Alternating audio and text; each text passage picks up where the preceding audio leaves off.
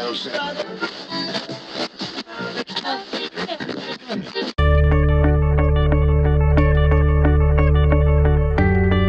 guys, today i-review ko itong Ginzing SPF 35 PA++.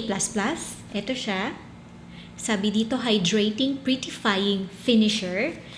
And sabi dito sa likod, look lit from within with our lightweight, oil-free, perfecting skin finisher. This marvelous multitasker provides dewy hydration plus a heat of radiance and UVA/UVB protection. Fortified with energizing coffee beans and Panax ginseng, it instantly restores luminosity as it perfects. Skin looks smooth, supple, and vibrant. So, makikita ninyo habang ina-apply ko mamaya, sobrang sheer lang nung coverage niya. And actually, parang wala. Pero maganda naman kasi yung coverage niya is UVA and UVB. Dahil sobrang sheer nung coverage niya, hindi siya enough to cover yung mga acne marks, imperfections ninyo. Even yung mga ugat-ugat, hindi niya talaga mako-cover. Sobrang sheer, as in parang wala talaga. Yung tint niya, parang wala. Creamy liquidy yung consistency niya. Medyo marami yung nakuha ko. So be careful guys kapag pinisil ninyo yung container. Mabilis na lumabas yung laman. So medyo madami yung nakuha ko. Medyo citrusy na parang amoy sunscreen yung scent niya. Yung coverage niya sobrang sheer. Although meron siyang tint, pero pag nailagay na sa face, pagka na-blend, nawawala yung kulay. So parang wala din. Sobrang light niya sa skin. Light yung feel niya sa skin. So, eto na siya guys sa face ko with the complete makeup na. Naglagay ako ng separate na concealer to cover yung mga acne marks and pigmentations. Hindi ko na kinover yung mga ugat-ugat ko dito sa gilid ng ilong. Okay lang. Maganda siya for no makeup look. Sobrang dewy niya. Makikita ninyo, nakita naman ninyo nung ina-apply ko siya, nung hindi pa siya napapowderan, sobrang dewy niya. Na yung napowderan na, ayan, may konting sheen pa rin. Yung dito highlighter na yan eh, yung sa ilong ko. Pero yung dito sa chin, ayan, tapawis to eh. Parang wala naman, pero hindi siya yung sobrang flat. And mararamdaman mo nga na hydrating siya. Meron siyang glycerin, so yun yung parang moisturizing na agent. And meron siyang parang lemon peel oil. So, for daytime use siya. I'm not sure kung okay siya. Kasi yung lemon peel oil, parang hindi yata maganda na ginagamit sa araw. Pero, malay natin. I mean, it's Origins brand. Baka naman na-formulate nila na hindi magsasensitize yung skin. So, with that, baka nakaka-help siyang maglighten ng konti. Siguro, yung mga acne marks and pigmentations. But, hindi naman niya pinapromise yon. And dahil sa sobrang nipis niya, I mean sobrang halos walang coverage siya, hindi mo siya matrace sa face, pero yung glow, maganda. So kung maganda yung skin ninyo, perfect na perfect to for everyday use.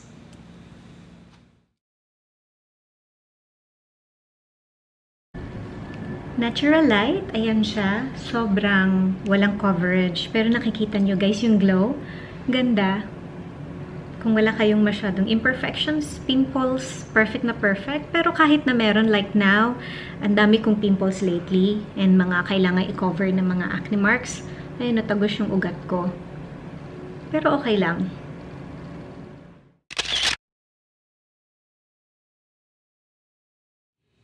Nag-oil up ako. Dito sa ilong, sobrang oily. Sa chin, sakto lang. Nag-oil up pero sakto lang. Yung forehead ko, nag-oil up din pero hindi ganun kapangit. Pati yung sa may cheeks ko, hindi rin ganun kalala tignan. Ang talagang super oily tignan is yung ilong at saka yung dito sa may yung dito sa may baba ng ilong kasi may halong pawis na yan eh. Pero I'm surprised kasi siguro dahil dun sa moisturizing property niya, moisturized tignan yung skin ko and hindi super oily. And dahil manipis lang din yung coverage niya, walang obvious na yung parang nasira yung itong tong product. Glowy. Ayan siya, oh. Glowing tignan. Ayan na siya after ma-blot. Ginamit ko yung puff na pinang-apply ko ng powder kanina. Wala na tong additional na product. Hinigop ko lang yung oil. And yung tirang powder na yung parang nag-retouch sa kanya. Ayan na siya, guys. Ang ganda. Fresh ulit tignan after ma-blot. And andun pa rin yung parang glow ng skin. Ayan na makikita ninyo dito sa my forehead. Parang ang ganda-ganda pa rin ng skin ninyo. Ang ganda niya, guys. Ayan o, nag-oil up ako, pero mukhang glowy lang. And ayun nga, kahit naka 8 hours na siya, parehas lang nung pang 4th hour, walang obvious signs na yung parang nasisira na siya. Walang ganon dahil nga very sheer yung coverage. Parang sheer to none nga yung coverage niya. Dito sa my chin area, kung tititigan, since sobrang titig, yung malapit na malapit, meron ka nang makikitang yung parang medyo may separation na siya dito. Pero ayun nga, hindi siya ganun ka-obvious, hindi siya masyadong halata. Mukha ngang wala kang gamit na parang tinted moisturizer, kasi parang tinted moisturizer siya na may sunscreen. Hindi siya masyadong halata. So, maganda siya. Sige, try nating i-blot ulit. Ayan na, guys, ito yung second time na nag-blot ako and yung ginamit ko yung same puff, hindi ako nag-add ng powder. And fresh siya ulit, maganda. Ayun lang, kung meron ko yung mga discolorations dito sa ilong, labas siya. Pero kung ang habol nyo is yung no makeup, pero mag-glowy, okay siya. Yung price niya lang medyo mahal, makakahanap pa kayo ng parang kaparehas niya na mas mura. To me, para siyang pinaghalong yung parang hybrid nitong dalawang BB cream or tinted sunscreen. Itong Bello na tinted sunscreen kasi maganda yung glow niya and meron siyang parang brightening. And may SPF 50 siya. Mas mataas pa nga yung sunscreen niya kasi SPF 35 lang itong Origins. And itong Nivea Sun na BB cream. So, to me, parang pinaghalo silang dalawa. Pag ito kasi, masyado siyang mag-glow compared dito sa may yung Origins. Ito naman, yung glow niya mas less. So, pag pinaghalo, parang ito yung kalalabasan. In terms of yung moisturizing property naman niya, para sa akin, maganda yung moisturizer niya compared naman dun sa dalawang sinabi ko. Pero you could always add moisturizer underneath naman. And yung sunscreen, mas prefer ko yung SPF 50. Pero kung nasa loob lang naman kayo, hindi kayo mabibilad sa araw, okay na tong SPF 35. Maganda siya. Gusto ko yung glow niya.